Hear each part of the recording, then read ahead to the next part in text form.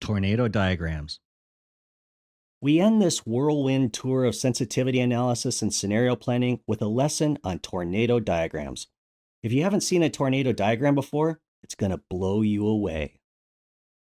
Tornado diagrams are also called tornado charts or tornado graphs. You'll understand why the word tornado is in the name when you see an example. A tornado diagram is a way to communicate the outcomes of sensitivity testing. It graphically displays the range of outcomes for each input variable, assuming all other variables remain constant. The range of outcomes for each variable is a bar on a bar chart. The bars are sorted from the largest change in profit to the smallest. In essence, a tornado diagram is a bar chart of a series of one-way sensitivity analyses. The steps to creating a tornado diagram are: 1. Identify the variables to test and their base values, which is often the median value. 2.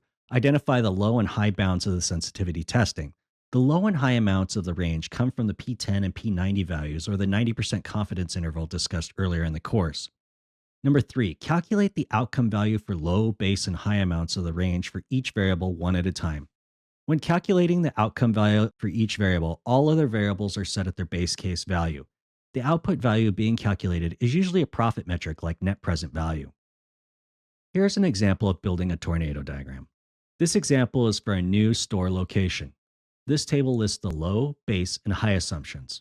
For market share, the low is 5%, the base is 12, and the high is 18. Average product prices range from $8 to $13, and the average product cost per unit is $7 to $11. Annual employee costs $850,000 for the low, a base of $1 million, and a high of $1.1 million, and the monthly lease costs low of $7,000 to a high of $9,200. The next step is to calculate the net present value using the low and high amounts for each assumption. Here are the results. Note that the high NPVs result from low values for costs and vice versa. This table has all low NPVs for the assumptions in the first column of numbers and all the high NPVs in the second column of numbers. The reason for this format will be clear in the next table and the diagram. This table calculates the difference between the low NPV and high NPV from the base case NPV for each assumption. For example, the low NPV for market share is minus $100,000. The base case NPV is $500,000.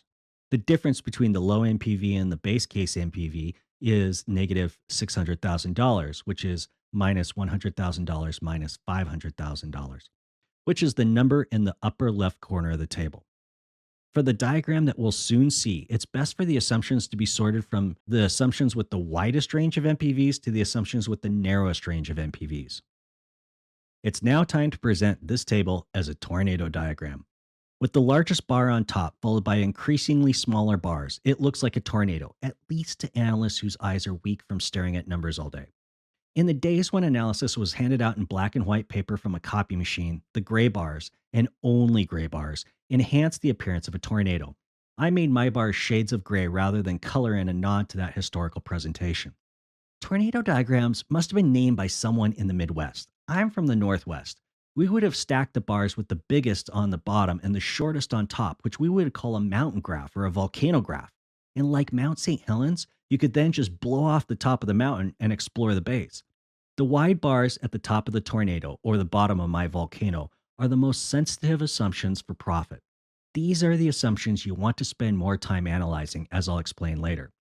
If you want to learn the detailed steps for how to build this tornado diagram in Excel, do an internet search for Build a Tornado Diagram in Excel.